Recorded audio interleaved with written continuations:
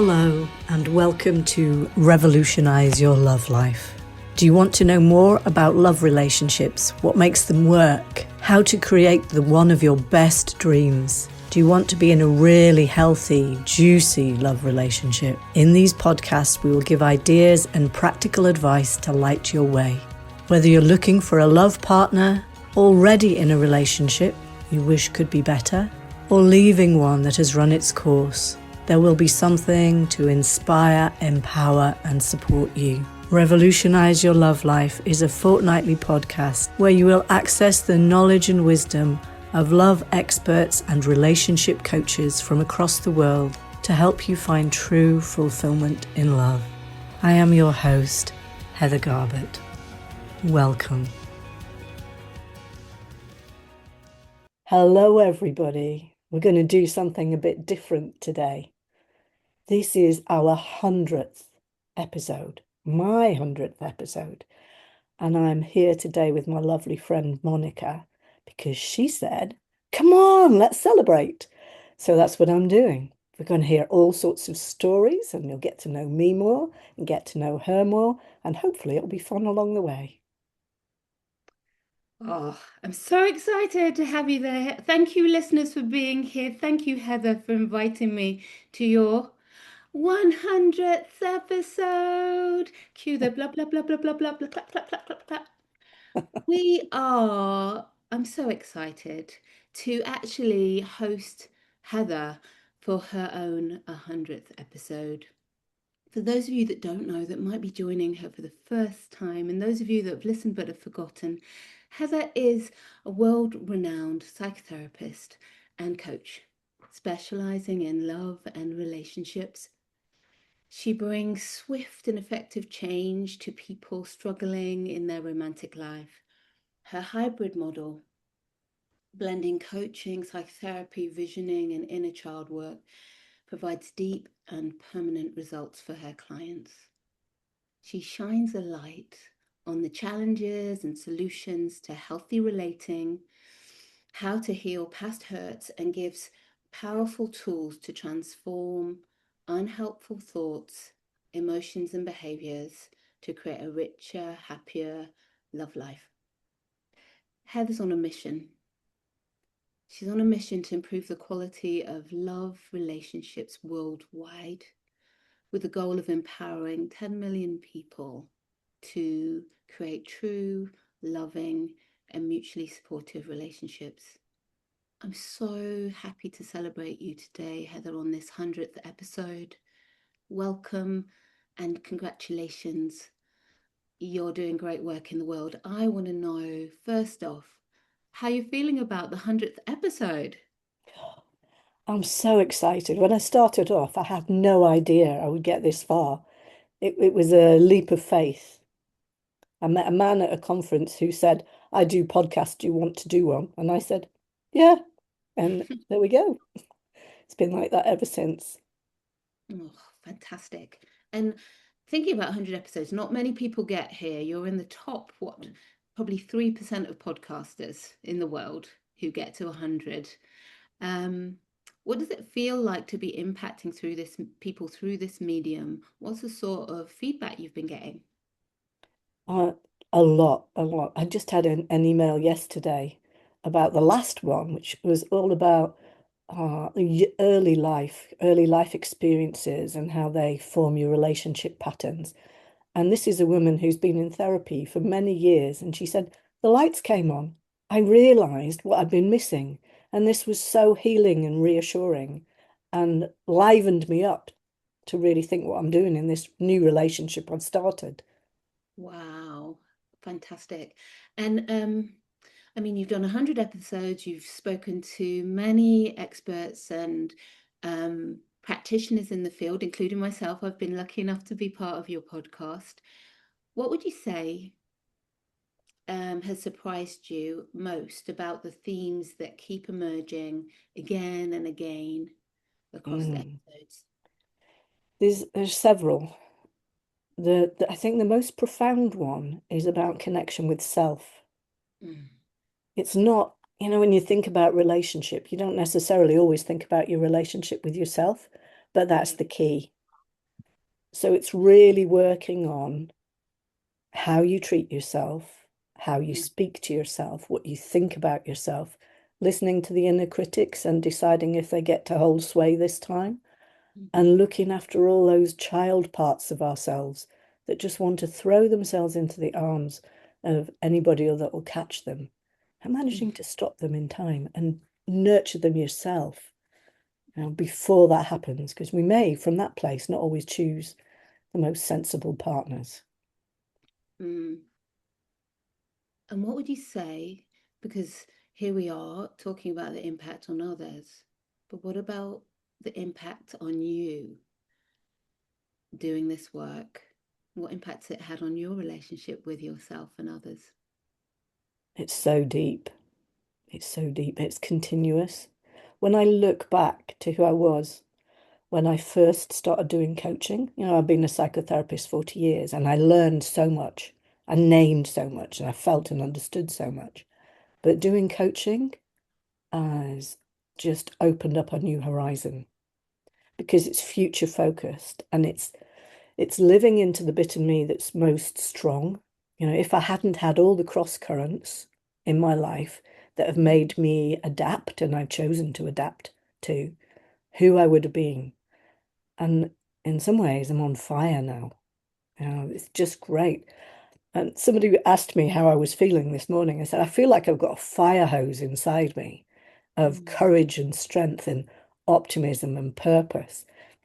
And that's it. That's it's not the culmination, it's this latest stage. Wow. Mm. It's just beautiful to hear this energy moving through you. I'm wondering, and you've talked about this accumulation or cumulative process that's been working in you. I'm wondering about key moments or key clients, key moments on the podcast. Perhaps let's talk about that first. Key conversations that you've had on the podcast that have gone, oh, that's a shift moment. Mm. I think my eyes have really been opened to power and control relationships. Hmm. Um, because those are the ones, when you're in your child self, you'll find somebody to give your power to. And we really don't want to do that. It leaves you open to abuse, neglect, reenacting childhood trauma. We don't want to do that. So I've spoken with two different people significantly about that. One is Eva Andreasen, our lovely colleague, and another is Helen Eisenhower. She's in Australia, a conscious uncoupling colleague. Mhm. Um, they both had really good angles on it. Mm. I've got some in the pipeline with a lovely guy from Canada who does interventions. He's called Roy Witten. They're on the way. But I think really getting clear about what a power and relationship looks like, power and control relationship looks like, has been key. It's the ways that we give away our power, the ways that we start trying to please the other people, the anxiety we feel in our bodies, the fact that we don't feel good enough and we're having to try and please the other person all the time, try and grow into what they want us to be. It's that distortion of self to fit in order to belong. Mm. Yeah, I guess that's the broad brush of it. It's been fundamental because if you know that and you couple that with your self-care and your self-love, you can see, does this person really make me feel good? Or do they make me feel anxious? Do they make me feel Mm. excited? Is this safe? Am I at home with them? Are they sweet-natured? What their boundaries like? Where are they in their life? Do they really have room for me? All of these Mm. questions. I mean, we haven't prepared this. These are off the top of my head. There may be more. Yeah. So when you're in that space, Heather, I think of making that assessment.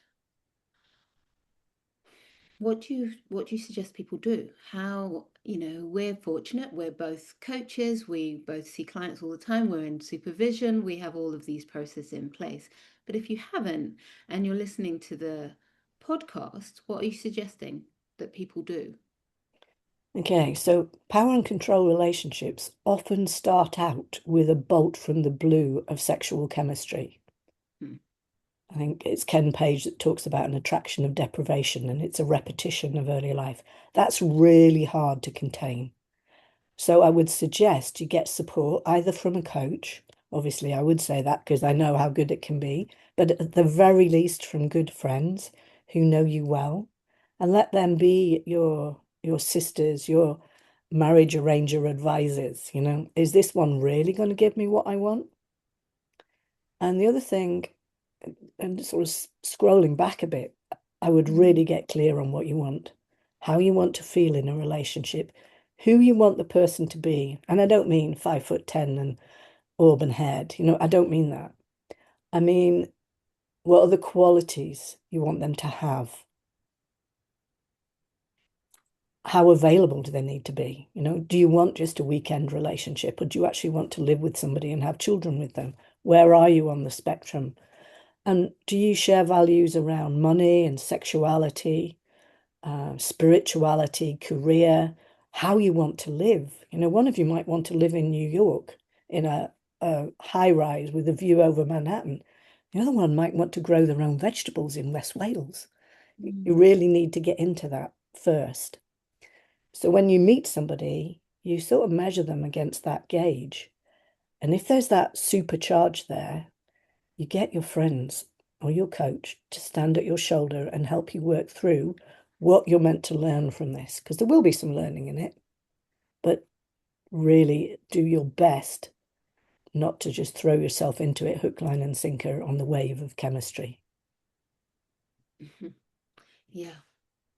And that's challenging, isn't it? Because often it's too late when people have this realization. They're in the middle of an established relationship, and then there's an issue about compatibility, even though maybe they've crossed the threshold of commitment. So, what do you suggest if someone's in that situation? Well, that's where conscious uncoupling comes in and Mm. really evaluating. I mean, if you follow the chemistry and you get in there and maybe you're 18 months in and you're living together and you suddenly realize actually this person is not who I need them to be. There's not a meeting of minds and souls. There's a meeting of chemistry, and that's wearing thin. How do I want to go forwards? Do we need to work together to see if we can establish something really good here? So, do we need to work on our communication? Do we need to work on what our common goals are? Do we need to look at where our areas of dissonance are and see what we can salvage, out of that, what we can resolve out of that? Because, you've invested a lot by then. But doing that work, really evaluating, is so key. And if you have, at that point, started to give your power away, dim yourself down to try and fit in, it's really, really important to get support because you can't let go of something unless you can hold on to something meanwhile. Otherwise, you fall into nothing and nobody wants that. So get support from good friends or a coach or a therapist, whatever fits for you, get that support so that you can move through it. You may even need a divorce lawyer by then, you know, but choose one that's into resolution, not fighting. Otherwise, you just act out all of that stuff in a very expensive, uncomfortable way. Yeah. I'm really curious about your experience as a therapist and coach, and where you've seen people move through either the scenario of um, transforming a dating situation, or um, maybe they're in a challenging relationship already and they're choosing either to evolve or close or end their relationship. And I'd love to hear some success stories that have helped you shape this podcast. Mm.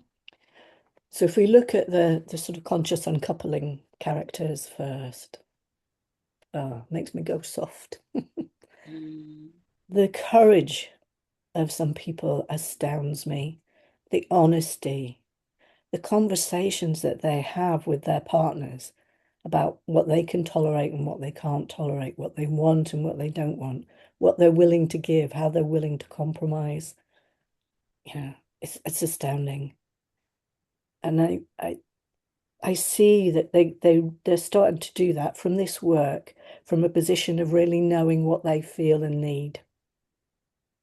And that's so much more wholesome than the dimming down, trying to fit in, making it work for the kids or whatever, or because we live in a house and we couldn't afford to move. Once people start this work, it's like as a breath of air comes in, everybody's shoulders go down. Mm. Right, okay, we're dealing with it. This is not the elephant in the room anymore. We're dealing with it. We're moving through it. And I've seen beautiful things. You know, my own situation, Ian and his ex-partner and son and I have Christmas dinner together. We share our birthday dinners together. We always celebrate family occasions together, as well as doing our own separate thing as well. That works. I see that for other people too. Being able to be at their sons and daughters' graduations without daggers drawn. The children just don't have to bear that, being in that current between parents of trying to manage them both on their very special day. It's just absolutely wondrous to see, beautiful to see. And I love how people really care for their little children. We don't want them to be feeling all of the conflict that's between us. We want them to feel safe. We want to establish a really good co-parenting. And I see that happen time and again. It's magic. It's absolutely magic.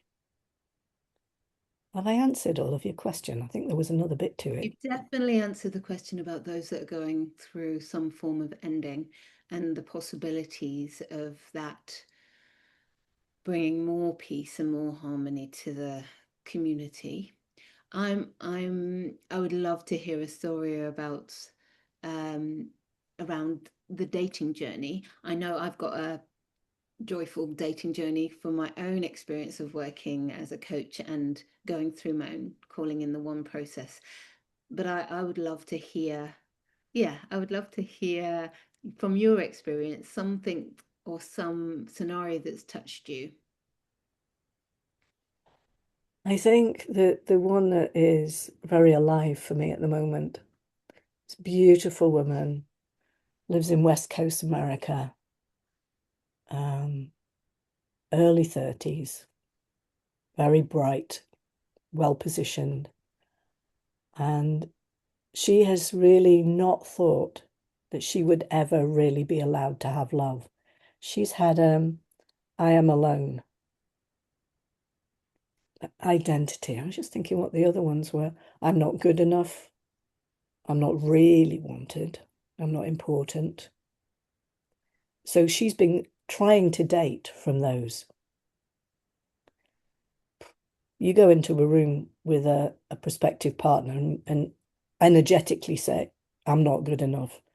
I'm alone. I'm not wanted. I'm not important. That's how they were treating her. And that was really hurtful. But we've done a lot of work and she's done some miraculous stuff. She really has.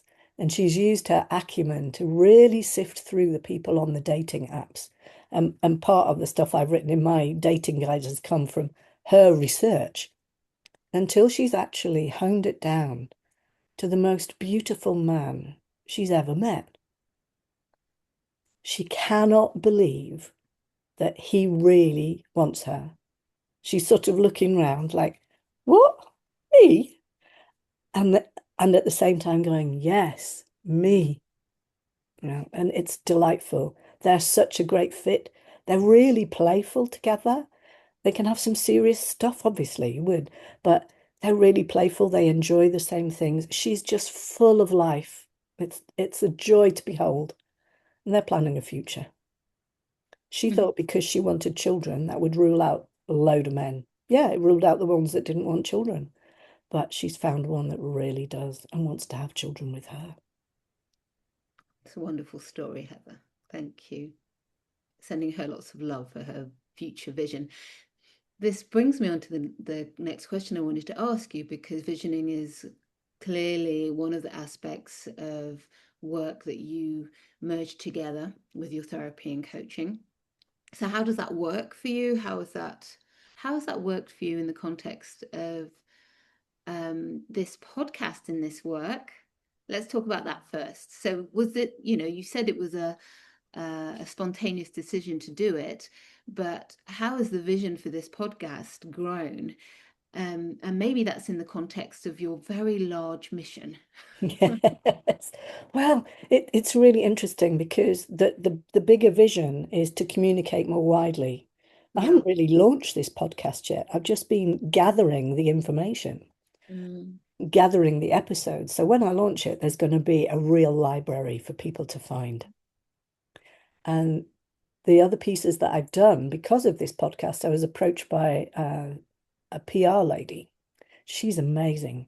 I've written for The Telegraph, Women and Home, Read Online, numerous times for the Metro. I can't remember who else. Loads Cosmo once, I think.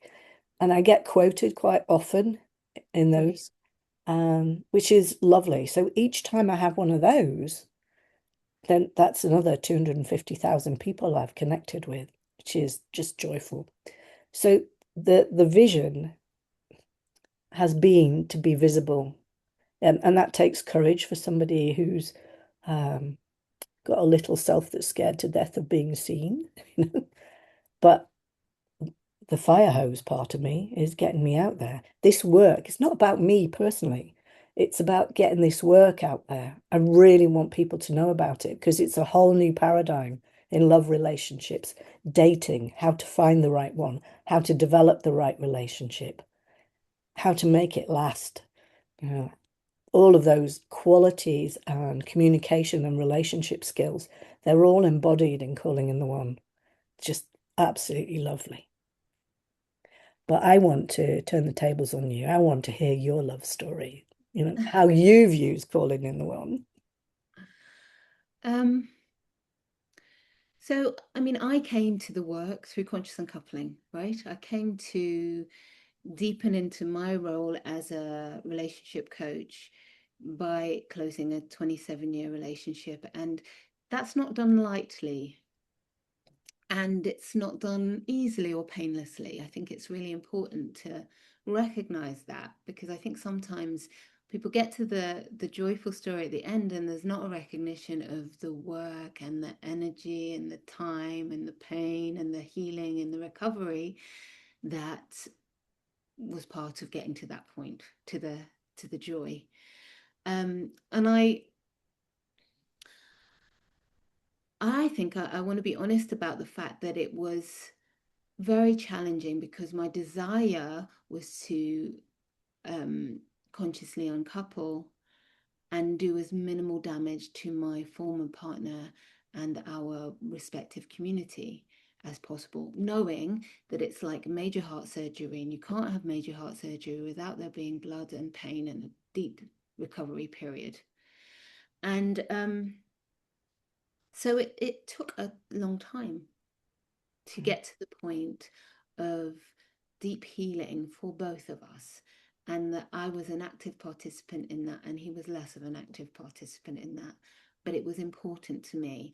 And I start my love story from that point because I think it's important, Mm. because that was a journey of me discovering who I am now, what I wanted, and also considering who he was and how I wanted to minimize harm. And that some harm was inevitable, but that I did manage to minimize it enough that we can still recognize the goodness that was in our relationship. And I think that's really important in terms of my mindset and heart space when I eventually felt like I'd had enough single time, and then I wanted to consider being in partnership again and get back into dating. And yeah, I want to give props to my former partner for being on a journey with me and them being in a situation where I could feel Like, actually, I'm a good person here. And so is he. And I'm now ready after closing that chapter fully to go with a clean, open heart to find somebody who fits the version of who I am now. Brilliant. So from that place, I went on a journey of delightful dating. And in that journey of delightful dating, I gave myself permission because I had started my first relationship when I was 17.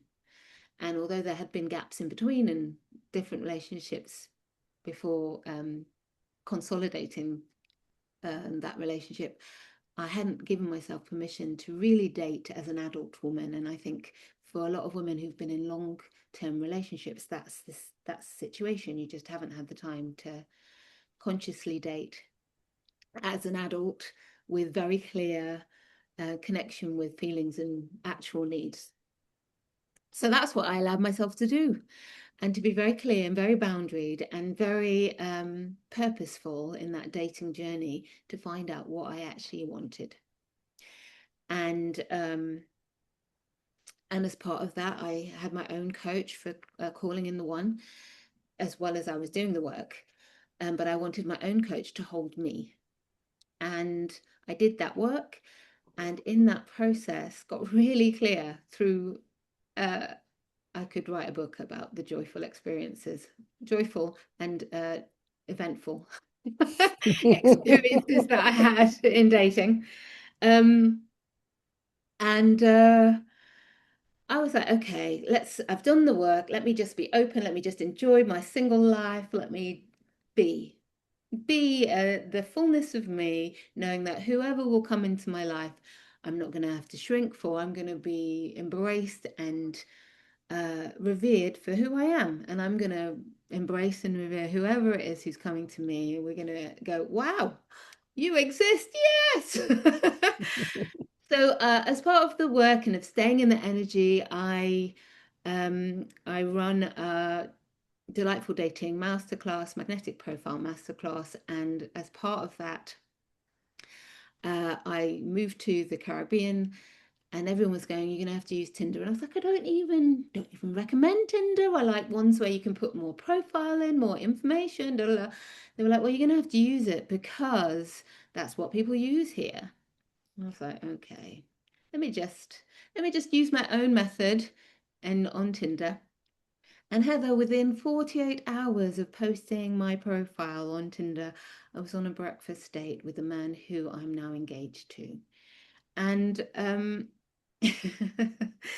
yeah, this stuff works, right? Gives me the chills. This stuff works. And like, I think it's because I was unapologetically me and not hiding bits, not trying to please him by being who I thought he wanted to be. I was just me. And he could see me and could decide, and I could see him, and he was being unapologetically him. So, this is the beauty of being a mature dater, right? Hmm. Being unapologetically him and himself. And we matched. We match. And it's been beautiful dating and developing this relationship over the last 3 years. And yeah, it feels like the most natural and beautiful thing to be taking the next step in our relationship journey. So I know this work works. I know that consciously completing a relationship works because it frees your energy and your heart to be actually available Mm. for something that matches you now. That doesn't diminish what you had before. It just recognizes that you've grown and something else is more appropriate now. Absolutely. Mm. Absolutely. It's That's beautiful. It gives me such joy to see the pictures of the two of you on Facebook. You're absolutely aglow. It's gorgeous. yeah. That question of like, um, is this is this enhancing who I am? And to wholeheartedly be able to say yes to that, Mm, oof, it's wonderful. mm. And you asked at the beginning about visioning. I can remember I used to go dancing quite a lot, Mm. and part of my visioning was, get a clear idea of who I wanted to be with. And I danced with a number of people who hadn't heard of deodorant. And so one of the things I put when I was visioning and writing everything down, it's like, I want somebody who's clean. Now, you know my story about Ian rescuing Ted, my dog, out of a canal on our first date. Well, he Yeah. was wearing a pressed white linen shirt that Mm. stayed clean throughout that escapade. I've never Wow. known a man who presents himself so well. He doesn't let me iron his shirts. Not that I'm that good at it either. But, he is very well presented and he is very clean and his home is very clean. The home we Yeah. have together, I have a cleaner because I don't like doing that wiping surfaces thing. So I pay for the cleaner, but it's really important to Ian. So be careful what you ask for, get super clean. It's one of my criteria. There's a man who smells good. I have to say it's very important for Yeah, me. Yeah. So yeah. I understand it wholeheartedly, Heather. Let's talk a bit more about the visioning though, because Yeah. it's one of my favorite bits of the work. Mm. There's a piece in Calling in the One where you ask somebody to imagine their ideal day with their partner. And quite often I ask them to imagine that when they're 5 years in and Mm. they're celebrating their fifth anniversary of meeting. Yeah. And it's just a joy because we go through, I don't know, quite often I say, you're on a terrace in a beautiful restaurant, and you're looking at across the river valley. It might be Italy, it might be West Wales, it's where you really love. And you're looking at each other and holding hands. And maybe just the simplest thing of looking at each other and saying to each other, wow, haven't these last 5 years been amazing? Here's to the next. You either clink your coffee or champagne cups, to clink. Yeah. Mm. And that simple visioning Yeah. is something small and intense that you can hold on to. Yeah. Does this person make me feel like that? Yeah. Are they seeing me? Are they valuing me? And am I feeling like that in myself? Am I feeling my worth? And all the work we do is, to help you get to that place. Mm. Yeah. For sure. I'm interested in the vision for this podcast, Heather.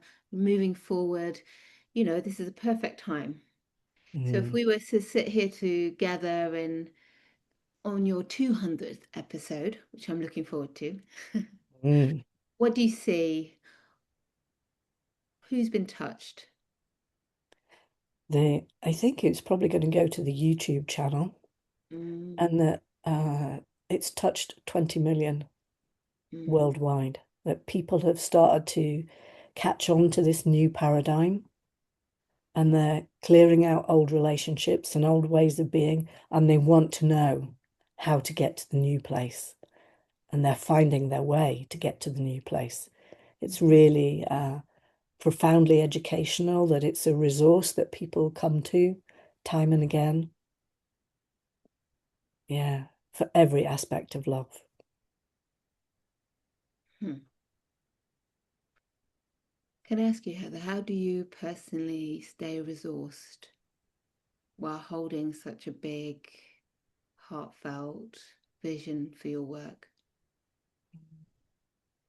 I surround myself with like minds, you being one of them. The community that we have of Calling in the One and conscious uncoupling coaches and others. I have therapeutic friends, trauma informed friends. I work on all of that stuff. Because you do get triggered, oh, I remember that feels like that. I need to do some work on that. I Mhm. also like the creative side. I love writing. So, podcasts are a little bit like that. There's a bit of forethought, there's a bit of writing. I love the writing that I've done for newspapers and magazines. But I like just having, I mean, I've probably got 60 or 70 pieces that I've written myself on all aspects of love. I just love doing that. The next one's going to be on the demon and shaman lover. So I'm excited to get into that sort of juicy angle. Touched on it a bit earlier. Yeah, and I take space. I have regular times when I just go away on my own because I'm a natural introvert. I need time for just all of the stuff I absorb to evaporate from me. And that can be walking in nature, cuddling my dog, cuddling my man, silence, meditations. Yeah, listening to storybooks, looking at good paintings, beauty. All of those things resource me. Wonderful. So as we move forward, and I want to thank the listeners for being here, I want to ask you, if there's somebody who's listening today who currently feels hopeless about love, what would you want them to hear right now? It's never too late and you are enough.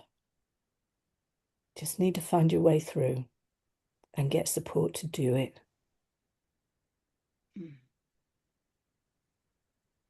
Thank you, Heather. Thank you so much, Monica. You're a gift.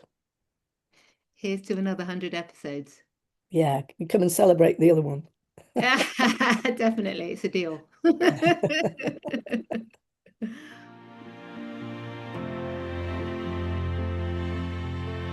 Thank you so much for listening to this episode of Revolutionize Your Love Life.